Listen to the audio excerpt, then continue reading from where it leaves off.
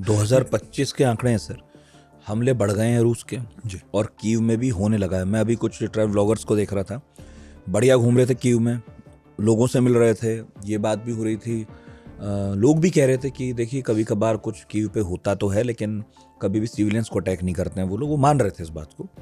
लेकिन अब जो मैं रिपोर्ट्स पढ़ रहा हूँ पिछले कुछ एक आध हफ्ते में, ये भी हुआ है कि दावा है कि सिविलियंस भी हताहत होने लगे हैं, कीव पर हमले भी बढ़ गए हैं, यूक्रेन पर भी हमले बढ़ गए हैं।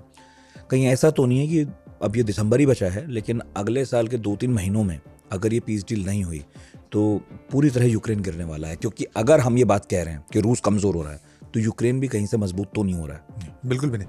यूक्रेन काफ़ी वल्नरेबल, काफ़ी कमज़ोर हो चुका है। और वो कम से कम दोनबास के इलाके में बता दूं कि वहाँ पे वो जो एक पोक्रोव्स्क करके एक वहाँ पे जो सिटी है जिसको कि रूस ने अभी लास्ट में कैप्चर किया है, वो बहुत ही स्ट्रेटजिक पॉइंट है क्योंकि वहाँ से रेलवे और रोड लिंक्स सीधा कीव तक जाते हैं और उसको उसने कैप्चर कर लिया है।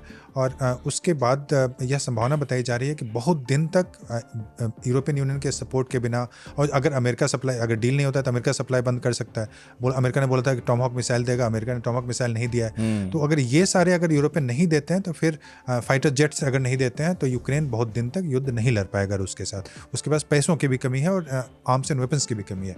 तो इस संभावना यह भी बताई, और जो प्रेशर है जेलेंस्की पे डील करने का, उसका कारण यह भी है कि वह उसको लगता है कि रूस और भी ज़्यादा टेरिटरी कैप्चर कर लेगा, फिर रूस को भगाना मुश्किल होगा। तो ये एक बहुत बड़ी संभावना है। हालांकि मुझे नहीं लगता है कि रूस का प्लान है कि वो कीव को कैप्चर करे। वो उसका बहुत ज़्यादा ध्यान जाएगा तो ओडेसा पे जाएगा, जो कि एक बहुत इंपॉर्टेंट ब्लैक सी का पोर्ट है। और वहाँ पे जो गवर्नर है उसको भी हटाया गया। आपने बताया था करप्शन चार्जेस, वहाँ के गवर्नर को भी हटाया गया है। और यह भी सच है कि उन पे काफ़ी करप्शन चार्जेस हैं जेलेंस्की के ऊपर, उनके टीम के ऊपर, और अभी काफ़ी बदलाव भी हुए हैं और उसका कंस्क्रिप्शन में भी काफ़ी घोटाला वहाँ पे हुआ है। तो इस कारण से उन पे अंदर से भी जो अपोजिशन पार्टी है उनका भी दबाव है और उनको लग रहा है कि इस युद्ध से हमें कुछ हासिल नहीं हो रहा है। तो काफ़ी डिमांड है जेलेंस्की को चेंज करने की इंटरनली भी। तो निश्चित रूप से जेलेंस्की काफ़ी कमज़ोर है अभी पूरे अपने देश में। तो कोई भविष्यवाणी कीजिए फिर, कितने दिन में कीव का गढ़ गिरेगा या पीस डील हो जाएगी? आपको लग रहा है कुछ? देखिए, पीस डील की पहले क्या होगा, पीस डील या गढ़ गिरेगा? देखिए, रूस बोल रहा है कि पीस डील हम नहीं करेंगे, पीस डील हम करेंगे अगर हमारे रूट कॉजेस को तुम मानते हो। रूट कॉजेस क्या है? नेटो मेंबरशिप और हमारा जो टेरिटरी है वो हमारे पास होना चाहिए। वहाँ रशियन लोग हैं, उसको टेरिटरी को हमने मिला लिया और हम उसके साथ मान जाएंगे। जेलेंस्की बोला नहीं, पहले सीज फायर करो।